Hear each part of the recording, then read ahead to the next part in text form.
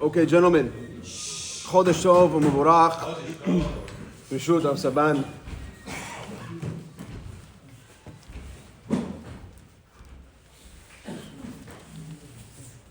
So we as Jews, we have kosher food. We eat kosher food, in case you didn't know.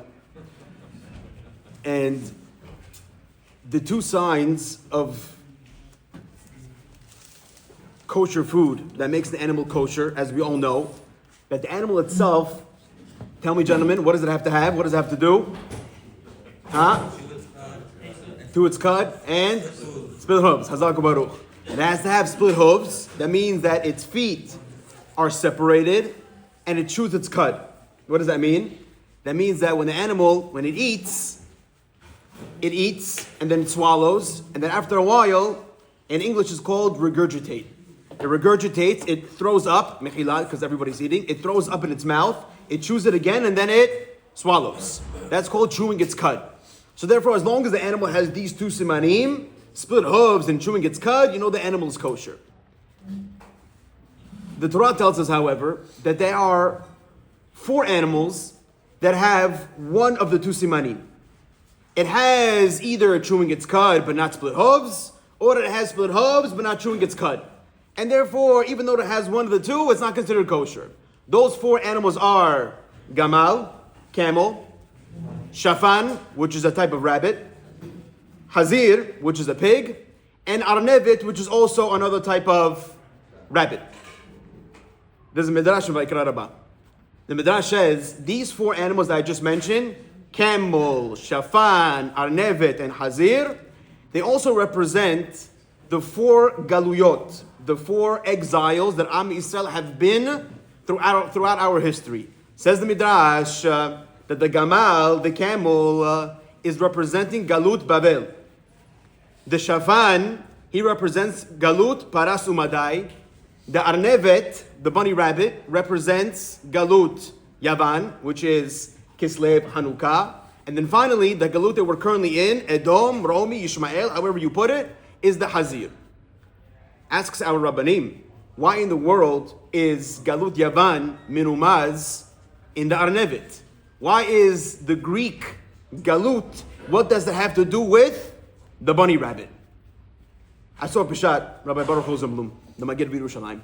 He comes along and he says as follows. He says, there's a famous Gemara Megillah that tells us a story. And the story goes that one time there was a king, his name was Talmai HaMelech. And Talmai HaMelech, he wanted to translate the Torah into a different language, into Greek. So what did he do? The Gemara says, he took all the rabbis of the Sanhedrin, 72 big rabbis, and he put each rabbi in a different room. And he didn't tell them why he's calling them, nor did he tell them why he's putting them in separate rooms. And then he gave a pen and a paper to each rabbi, and he told each rabbi, B'chavod, translate your Torah into Greek. Now, what did the rabbis do? The rabbis, they were a little nervous. Why were they nervous? Because you see, sometimes in the Torah, if you don't have the Perush of the Rabbanim, if you don't have Perush Rashi, you're not going to be able to understand what the Torah is talking about. You can misinterpret the Torah and make it seem as if it's saying something else.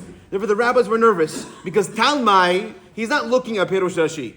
He's not looking at what the Ramban says or what the Orach HaKadosh says, what the Al-Sheikh says. He's looking at what it's translated into Greek, into English.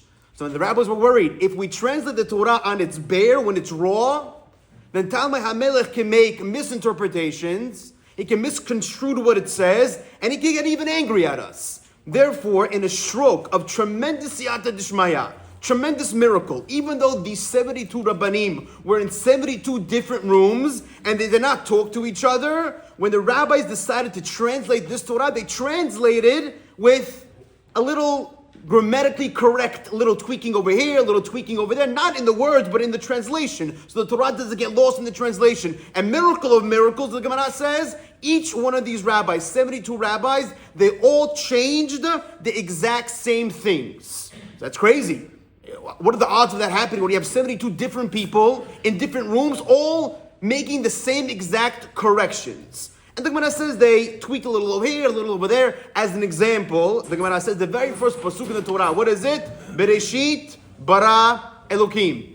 Now, I can misinterpret that to mean that there's such thing as a God called Bereshit, and Bereshit bara, Bereshit, the God called Bereshit, he created Elohim. He created the God that we know as Elohim. And therefore the rabbis didn't want Talmai HaMelech to misinterpret this pasuk. So instead of saying Bereshit bara Elohim, they said Elohim bara Bereshit. That God created the beginning, so he wouldn't make a misinterpretation. That's one thing that they changed.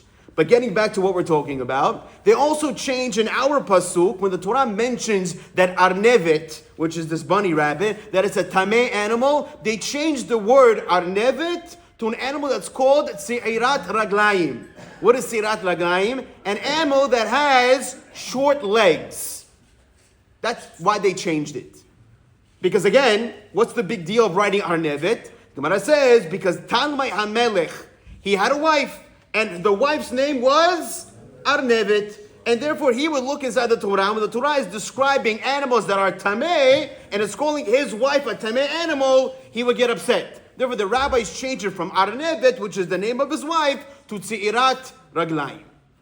That's what the Gemara says.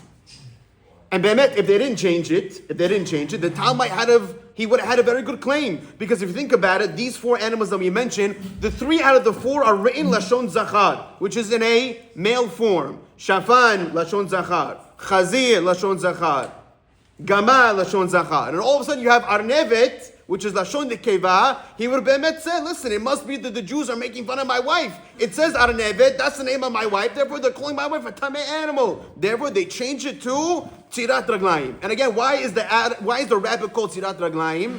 She says, because since its front legs are much shorter than what's called its hind legs, its behind legs. So therefore, since its front legs are short, it's called the shame Tzirat Raglayim. Tza'ir in Hebrew can also mean young. So therefore young or short, and therefore it's called Tzirat Raglayim. Says Rabbi Baruch Rosenblum, I don't understand. Instead of writing the word Tzirat Raglayim, it would have made a lot more sense to say Kitzirat Raglayim. Kitzirat milashon katzar, that its legs are short. Why is it called Tzirat Raglayim? Says Rabbi Rosenblum, I'll tell you why.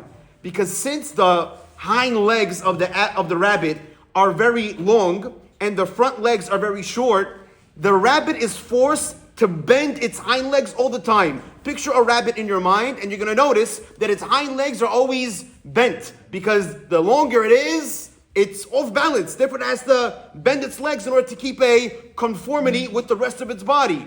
And since its hind legs are always bent, says Rabbi Baruch Rosenblum, the body itself is in tsar. It's in pain. Tsar in Hebrew means pain. Therefore, the Gemara says, instead of writing Kitzirat Raglayim, it says Tzi'irat Raglayim milashon tsar, because it's always in pain, the fact that its legs, hind legs, are considered bent.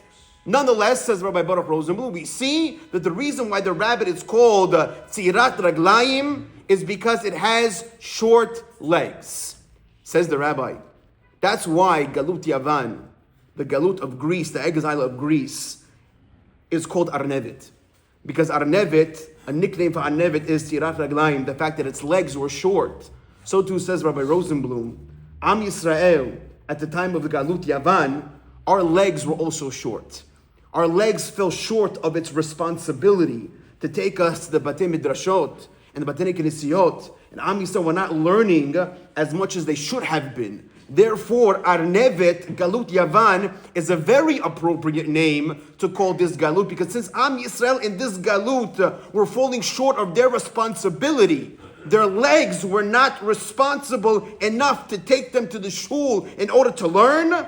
And since Arnevet is nicknamed Tzirat Raglayim, that's what Am Yisrael, that's what we were. We were also considered Tzirat Raglayim. Our legs were also shortened because they were not taking us to our responsibility to come to shul and learn more. Fascinating Hidush by Rabbi Rosenblum. Now I turn to this week's parasha. Parashat Toldot. Famous story of Yaakov and Esav.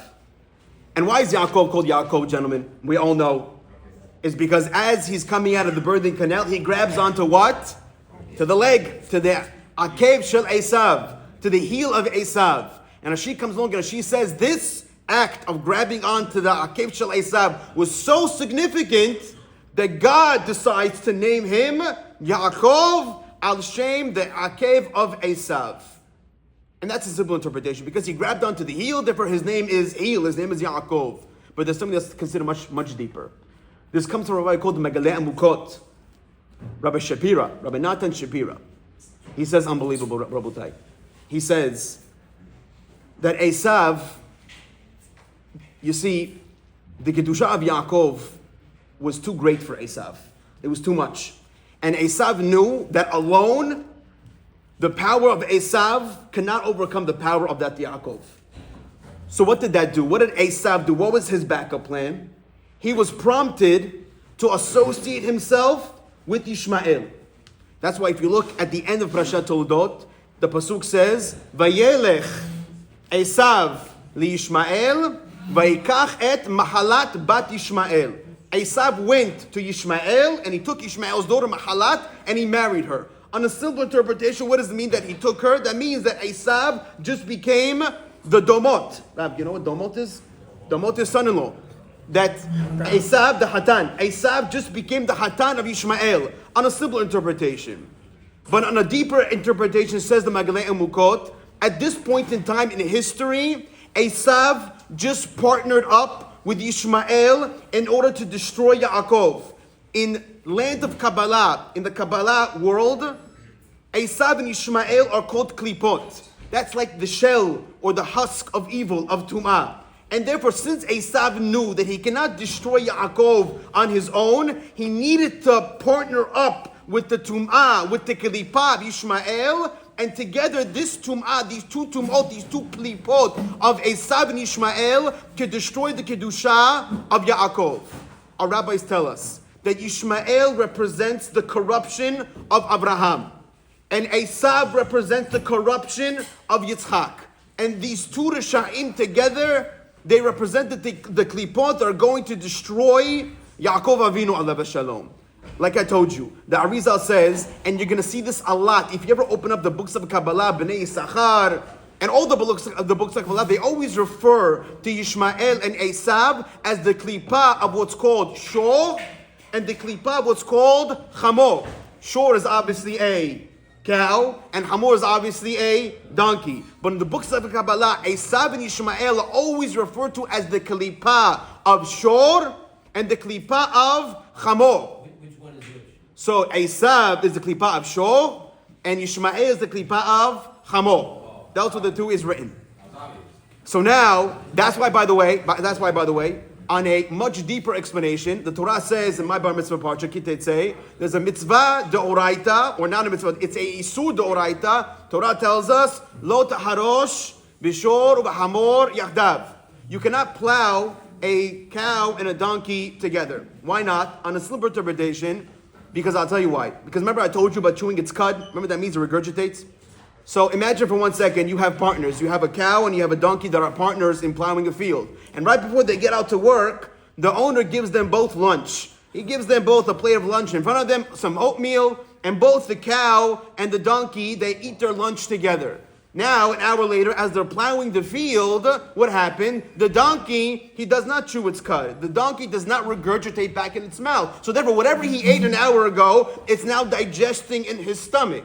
However, the shor, obviously the shor is a kosher animal, and the shor regurgitates its lunch. Therefore, as the shor and the hamor are working the field, what did the shor do? It throws up the oatmeal back into its mouth, and as it's plowing, what is it doing?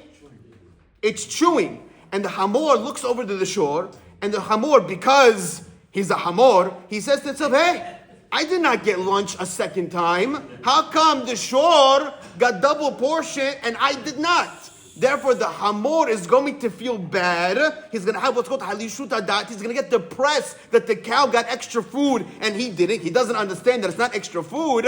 But nonetheless, the Torah is so careful not to make the donkey feel bad. That's why the Torah says, Lo tacharosh b'shor v'hamor yachdav. You shall not plow these two animals together, lest the donkey feel bad as they're working the field biyachad. That is a simple interpretation. But according to what we're saying tonight, that since Esav is Klipat Shor and Yishmael is Klipat Hamor, When you put these two klipot together, when you put these two Risha'im together, it could cause havoc amongst Am Yisrael. Therefore the Torah says, Lo tacharosh b'shor u'b'hamor yahdav. In a metaphoric way, in a alpi Kabbalah way, a person is never supposed to combine Esav and Ishmael together, because once that happens, it brings a lot of bad luck, a lot of tzarot to Klal Yisrael. Now Yaakov is faced with a tremendous enemy. He's the enemy of the Shor over Hamor. The Shor is from his brother, and the Hamor, or the opposite. The Shor is from his uncle, and the Hamor is from his brother. So now he's very nervous. Now what do I do? How do I combat, how does Yaakov Avinu combat the Klipah, the powers of Shor or Hamor? Pay attention, Rabotai. A lot of the times, if you're really looking inside the Pesukim, when Yaakov is talking to Esav, he mentions that he's not afraid of Esav, because whatever Esav represents on the negative side of Shor v'Hamor, Yaakov represents Shor v'Hamor, however, on the positive. Zu le'umat zeh, or zeh le'umat zeh asa Elokim. Whatever God created. You ever heard of yin yang before? Whatever God created in the Tum'ah side, God created in the Kedusha side, and vice versa. Therefore, if there's such thing of Shor over Hamor in the Klipah, of the negativity of Esav and Ishmael, rest assured, there's also a Klipah, not a Klipah, but a positive, a Tzad Shel Kedusha, of also Shor v'Hamor. Says the Pasuk, Rabotai, pay attention. In Parshat Vayishlach, when Yaakov is sending messengers to Esav, what does he tell Esav? He tells Esav, Im Lavan Garti. I lived with Lavan for a very long time. And then he says, Vayeli. What does it say? And I have Shor v'Hamor. I have the Shor v'Hamor, not of the negative side, says Yaakov. I have him of the positive side. And that's why the Torah tells us that part of the children of Yaakov was Bechor Shoro. Who's Bechor Shoro? It's Yosef. And who is Hamor Garem? It's Yisachar. And therefore, together with the power of Shor v'Hamor, however, on the side of Kedusha, which is Yosef, and Yisachar, which represent Torah, that's how Yaakov Avinu is planning on destroying Esav. With the power of the Shor of Yosef and the Hamor of Yisachar, it's able to battle the Shor v'Hamor of the Klipah of Esav and Yishmael. Now, what I pay attention. Remember what I told you about 10 minutes ago? That Galut of Am Yisrael is represented in these four animals. In, what are the animals again, gentlemen? You have the Gamal, you have the Shafan, you have Arnevet, and you have the Hazir. Rabbeinu Ari, the Arizal, in Likutei Torah, he writes that the human body also represents the four Galuyot. The four exiles that we're currently in, it also represented by the human body. As an example, he says the head represents Galut Bavel. The right and the left arm represents Galut Paras Umadai. The torso of a human represents Galut Yavan, which is the Greek one, which is the one that we're talking about tonight. And the two legs, they represent Galut Edom and Ishmael. Rome and the Arabs together, Esav and the Ishmaelim together, are represented by our two legs. That's why, Rabotai, the current Galut that we're in right now, Galut Edom, Galut Ishmael, is represented by these two Risha'im of Esav and Ishmael. And that's why I repeat to you again in our parasha. What does it say when Esav went to Ishmael to take his daughter? What does it say? Vayelech Esav li'Ishmael vayikach et machalat bat Ishmael. It says that Esav went Vayelech. He went walking to him. Says the rabbis that what does it mean he went walking? He was hinting to Ishmael that the koach of Esav and Ishmael is in the power of what? In the power of Vayelech, in the walking. Because Am Yisrael is going to be in Galut. In the last Galut of Galut Ishmael, Galut Edom is going to be represented by the human body of the legs themselves. And therefore, in order to hint this to Ishmael, Esav said, Vayelech Esav the Ishmael. Esav is walking towards Ishmael in order to tell him the koach of Ishmael and Esav is in the Vayelech. It's in the walking. Now Yaakov Avinu knows what to do. Yaakov Avinu says to himself, if the power of the Klipah, of Shor v'Hamor is in the Vayelech, it's in the walking, it's in the parts of the body that represent Galut Adom, Galut Yishmael, then on the side of Kedusha, you also have to have the tzad shel kedusha in walking, Rabutai. So what does Yaakov do? The moment Esav is born, what does Yaakov grab onto? Gentlemen, what does he grab onto? He grabs onto his feet. He grabs onto his legs in order to say, Esav, I know what you're trying to do. I know that you're trying to say that the power of Yishmael and the power of Esav is in your feet. Vayelech Esav li Yishmael. Galut Edom, Galut Yishmael is in the feet. I'm going to grab onto your feet and I'm going to say to you, not so fast.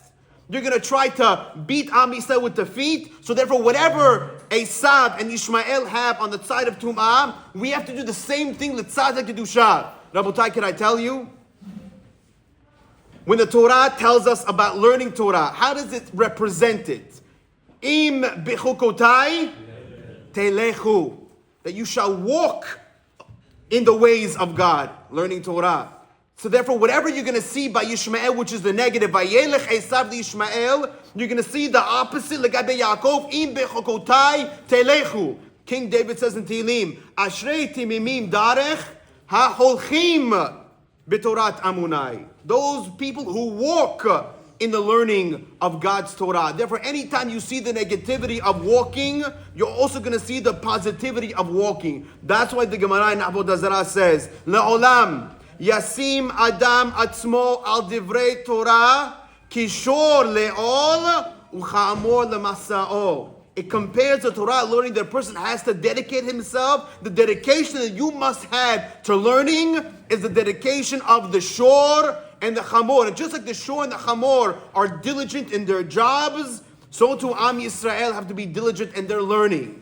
And the weapon that combats the kippah shor hamor, shor hamor of the klippah, is only the shor of the hamor of the kedusha, which is the learning of the Torah. That's why I understand, says the Rabbanim, why Yaakov Avinu had to be named Yaakov. Because this Yaakov Avinu's job is to combat the Vayelech Esav li Yishmael, and he has to fight that with Im bichokotai telechu. Yaakov says, I have a tremendous job in front of me. It's my job to make what's called a bitul. I have to nullify. I have to beat out the klippah of Esav and Yishmael. Says our rabbis that Yaakov Avinu's name, spell it out, Yud, Ayin, Kof, Bet, read it backwards. Bet, Kof, Ayin, Yud. What does that spell? What does it say? Bitul, Klippah, Esav, Yishmael. Yaakov Avinu's job in this world is to what's called the bitul. He must nullify. He must get rid of. He must beat. He must combat that klippah, that negativity of Esav and Yishmael. Esav and Yishmael, which is like I said, kitzirat yadayim raglayim, Yavan, Hanukkah, Hashmonaim. The whole goal was to get Am Yisrael to stop learning, because they know that once Am Yisrael stops to learn, the Goyim, specifically Esav and Yishmael, they have a tremendous hold on Am Yisrael. And therefore the tikkun, says our Rabbanim, the tikkun of Chodesh Kislev, the tikkun in order to beat Esav and Yishmael, the tikkun in order to get rid of Kitzirat Raglayim or Tzi'irat Raglayim, Milashon Tsar, is to rededicate ourselves to real Torah learning. And the rabbis tell us that it's not just Torah learning that we have to rededicate, but it's in a way a misrut nefesh that we have to have. Misrut nefesh, that means that you have to sacrifice for it. That sometimes a person has to sacrifice his time, or sacrifice his money, or even sometimes in certain situations sacrifice time with his family in order to come to the midrash and learn. And if a person is not able to sacrifice, it should pain him, the fact that he cannot learn. A person should not go one day without learning, and the day that he goes without learning because he has a business trip, or he was busy with something else, it should hurt him, the fact that he cannot learn. And it cannot just be a regular day that just passed and he said to himself, today I did not learn. There is no such thing.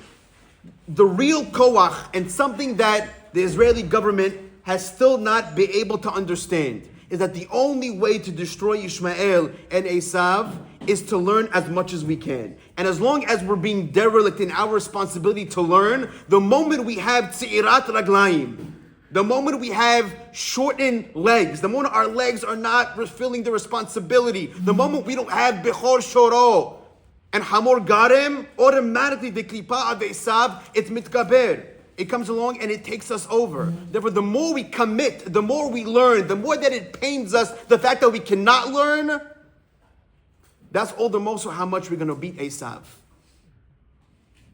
I'm going to end with one story that I heard just yesterday. There's a rabbi in Eretz Yisrael, his name is Rabbi Chaim Zaid. You know what that is, Rabbi?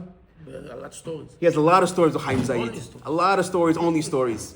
A Yemenite rabbi, and I read a story about him in an English book last week. And after I read the story, it touched me so much. It was about Shidduchim. The story touched me so much, I decided to Google his name, Rabbi Chaim Zaid. And a lot of his lectures popped up on TorahAnytime.com. So I clicked on a random story, on a random shiur of his.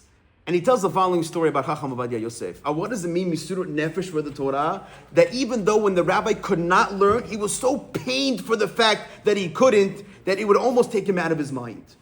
Rabbi Chaim Zaid one time was giving a shiur by the Kotel HaMaravi. And a bunch of non-religious Jews surrounding him.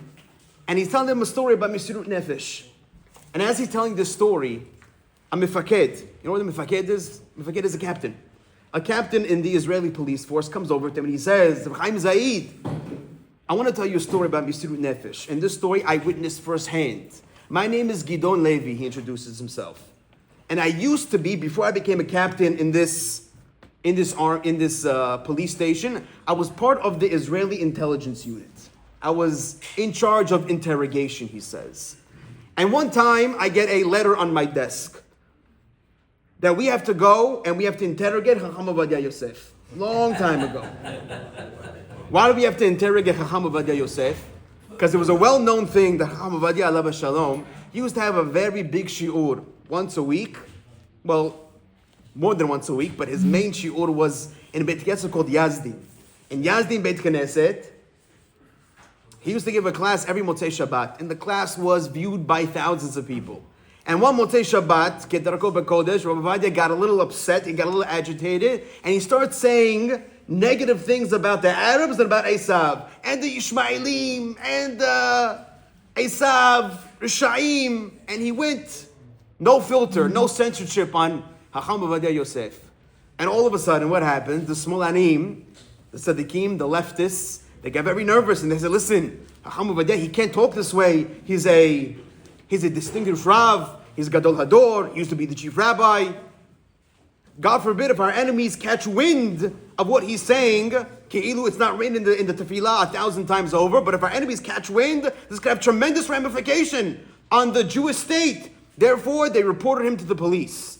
And now the police's job is to go interrogate and ask him, Rav, what did you mean when you said Rishaim and they should all die, they should all burn in Gehenna? What did you mean by that? So, Lechvot HaRab Rashi, they wouldn't dare calling Rav Ovadia to them. They decided to go to him. It's 11 o'clock at night on Rehov HaKablan. And right before the police show up, Chacham Ovadia was in the middle of writing a teshuvah on an aguna, to be matir an aguna, bar minan, a woman whose husband died, is missing in action, MIA. We don't know whether he died or whether he's still alive.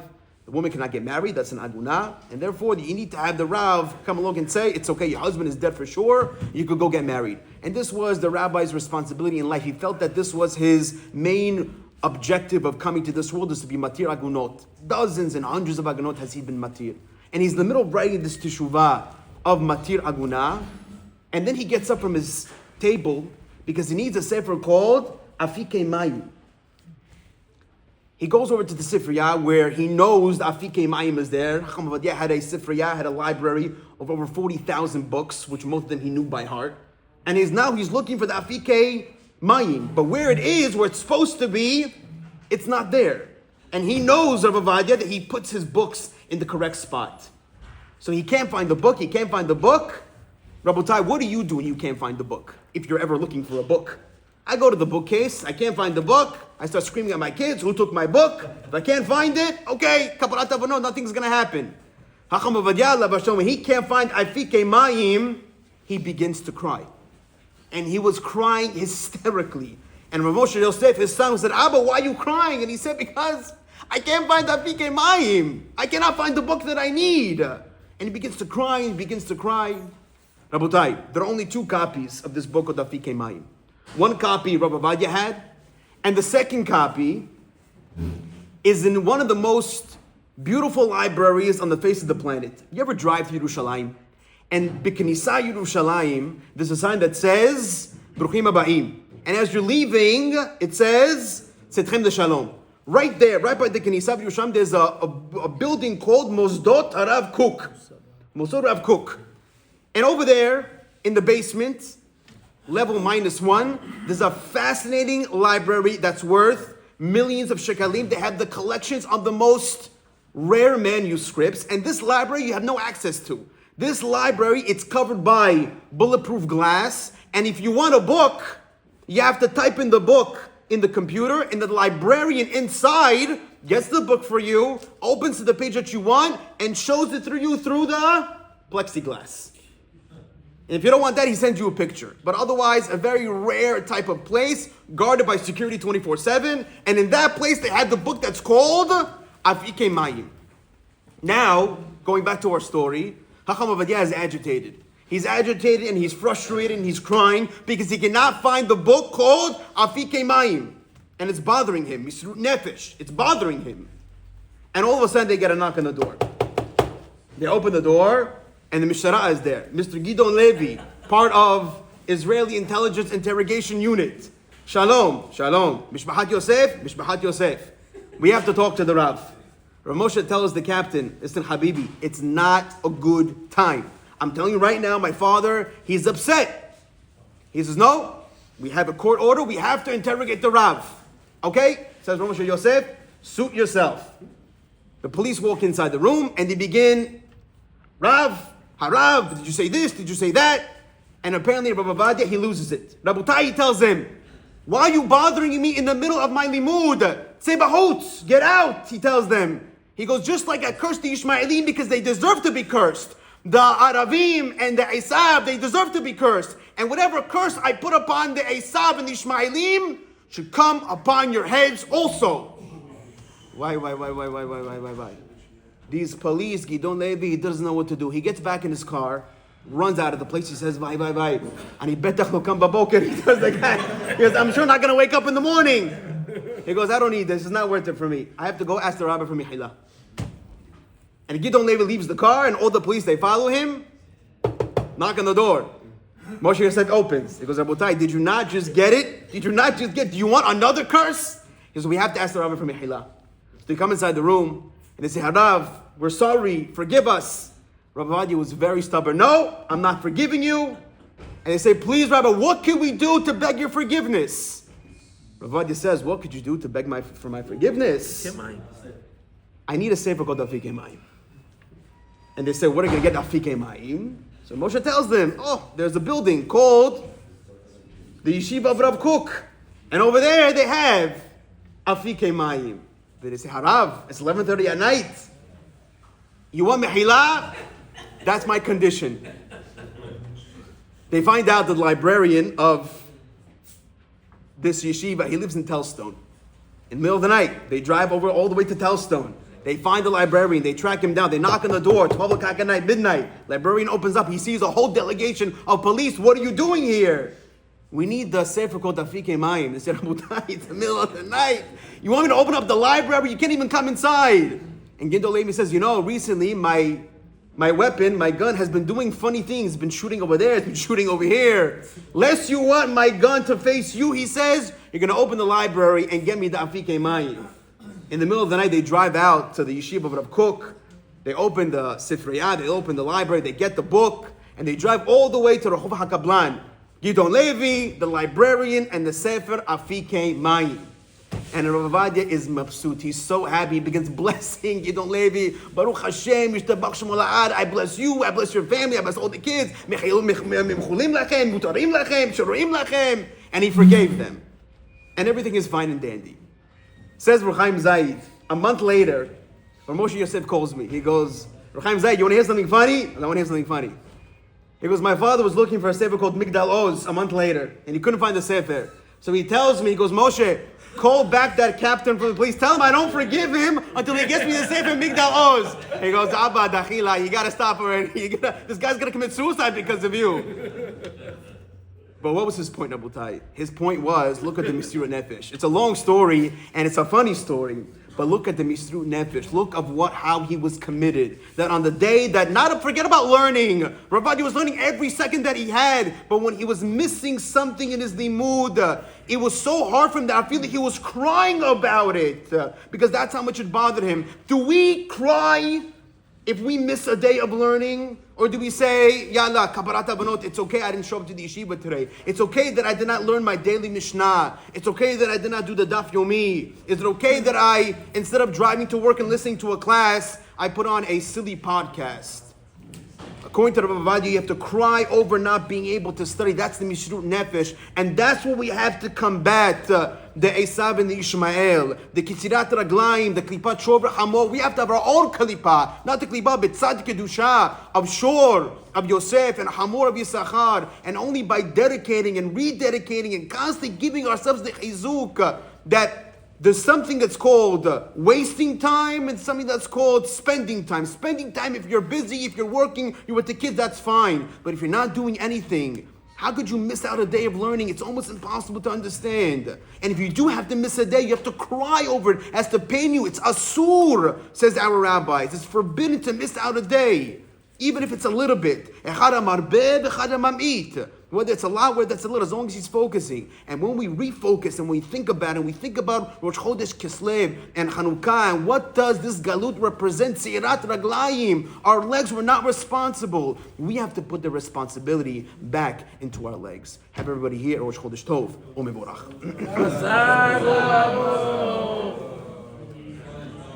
Chodesh Tov. חם מאוד באשר.